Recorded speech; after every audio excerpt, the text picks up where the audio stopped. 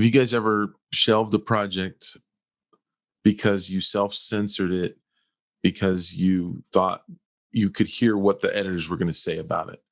Like you Mm. thought they're going to say there's no market here. You can't do that in children's publishing. Have you ever had that? Yeah. I mean, Yeah. yeah, there's been where I'm like, who is this actually for? Like, Mhm. I am always geared towards things like, you look at Tintin, right? Which Mhm. came out, it's French. It came out 40 years ago, 50 years ago, whatever. And it was this beautiful like combination of very realistic environments, but and very realistic like world locations around the world. But then you have these very cartoony characters that are very simply drawn. Then you Mhm. have this like adventure, like the main character is this news reporter, and he gets caught up in these adventures. And I always liked that idea, and I want to do stuff like that. But the market for a book that came out in 1955 in France is not the same as someone's putting out a book in 2020 in the US. Like there's not overlap there. So I'm always trying to like figure out, okay, um and there's always this balance too. Like, do you do something that you're Mhm. passionate about, but do you also do something that fits the marketplace? And if the Venn diagram, if there's an overlap with those two things, pursue the thing where they overlap, because you will have success, and you want to be successful because it leads to more of you doing what you want to do, right? Mhm. But I do like pull back, because I think about like, okay, who's really going to want something that's cute but for grown-ups, like Mm. something that looks like it's for kids but it's actually for adults. And not that there would be I anything, don't know. I don't like thinking like that, because I always think to myself, and maybe it's just like ego driven or self perception driven, but I always feel like if I'm excited about something, somebody else will be as well. Mhm. well, and that's a good point too, because if you want to go the traditional route, traditional publishers want to sell 100,000 or 1,000,000 books to somebody, right? So your idea has to be appealing to 1,000,000 people, so that those book sales can pay for the marketing team, can pay for their law counsel, can pay for the head editor and the assistant editor and the art director. It's a big machine to run, right? Yeah. I mean, it's a And big most thing. importantly, the rent in Manhattan, right? So it's got to pay for all those things, and then the creator's going to get their 5% royalty or whatever. But if you think, okay, if there's 2,000 people who love this thing that I love, then a Kickstarter, you're gonna do great on a Kickstarter, selling 2,000 copies of the book. That's a good amount of money, and even worth the little bit of extra work it does to like build it yourself, get it printed yourself, and ship it yourself, right? Um, so I think too, like, before you decide to abandon something, there's a few like criteria you need to look at. Number one, first and foremost, I think, are you still passionate about it? Like, if they're still passionate there, then go and find a way to make it happen. Mhm. But don't confuse, like I said at the beginning, don't confuse that passion with momentum. Like, oh, no one's going to buy this book, so I should just stop. Well, if you're still passionate about it, maybe there's a way to bust through that momentum that's like hindering you. So number one, I think, make sure you're still passionate about it. Number two, and the passionate thing, I think, looking at that, you go back into thinking, what was it that inspired this idea in the first place? And I think there you can unpack two things. Number one, were you inspired because this is something you really want to make, and this is something you want to spend your time working on, and this is something you want to put out into the world? Or were you inspired by the idea of, I like the idea of having a book published and that book winning an award. I don't care what book it is. Yeah. I just want to have this thing published. And sometimes that second one isn't enough to get a project finished. It's no good. Because, It does yeah, not work. because every project is going to go through this valley of death, where it's like the only thing that gets you working on it is you want to see it made. You want to see what you're actually working on happen. You don't care if it wins an award or if it sells 100,000 copies or anything. You just want to have this thing exist in the world.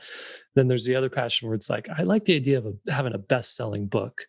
I like the idea of, Yeah, that's not gonna work. But I do like that model that you did with Skyheart, where you could have had it gone the traditional publishing route, but you didn't.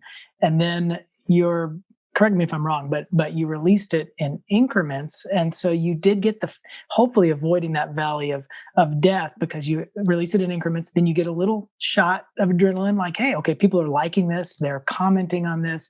Okay, now I'm ready to do the next section. And you almost get excited about releasing those sections, versus sometimes with what we do, you can be holed up for a year. Nobody's ever seen the project, and you're just trying to finish it. Yeah. And it's tough. Well, some of the greatest, let me just say this and then don't forget your thought, Will. Some of the greatest works of fiction were released serially. Sherlock Holmes was released serially. I want to say like Frankenstein? A lot of these like classics were released a piece at a time in anthologies or in publications or things like that. And then once they had a full story, they published a book of it. Yeah. I know The Martian, written by what's his face? I forget the author for that, but I heard Edgar Allan Poe was like that too. Yeah, short stories and then kind of the grouping. The guy who wrote The Martian, though, he was releasing it chapter at a time online, like on his blog or something like that, on forums. But go ahead, Will. What were you going to say? Well, I was going to piggyback on what you were saying, which is the idea that there might not be a commercial market where an editor or a marketing team in a publishing house might not think that it's got broad enough appeal, so it gets canned. And I had that early on when I submitted a story called Penguins at Play, where the penguins were being scared by this sea lion, and the sea lion was always coming around, and as a dad, I watch my kids and they love to be sort of scared a little bit. There's a fine line, right? Where kids like being scared, they don't like being terrified, but they like being a little scared. And you see that where, if you're in line at the grocery store or at a bank or something, and you see a little kid hiding behind its mom's or dad's legs and peeking out at you. And if you look at it and make a face, the kid will hide again, but it'll always come back and look again, because they like being scared, right? Within the confines of safety. So I wanted to write a book where I could read it to my kids and they would be a little scared, but it would all work out in the end, And I kept getting this comment: "It's too scary. It's too scary. This we can't," And I was thinking, it's too scary. Too much blood. Yeah, there was no blood. It's too scary for you, but it's not too scary for a lot of people who I know would really like this, because I'm not insane, right? I mean, there's other people like me out there, and that's one thing that I do really like about crowdfunding a project that you're really passionate about. This is like the first time in the history of the world where someone that isn't already wealthy can figure out a way to bring a product to market, to find that niche.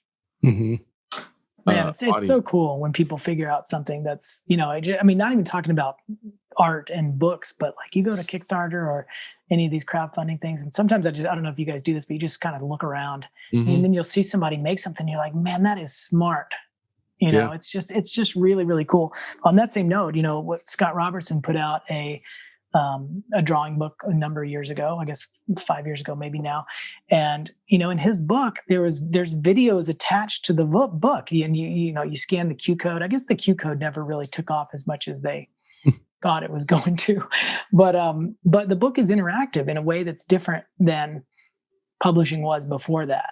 And that got me thinking too, like, is now that we're not locked into the 32-page format, what if I look to my bookshelf right now over there, I see technique books, I see children's books that I like, I see art of books from concept development, What if you combine all three of those things? Now, then all of a sudden my like adrenaline goes up and my excitement goes up. Like that would be a cool children's book, to have the children's book, have the making of the children's book, have a tutorial that's linked to a video.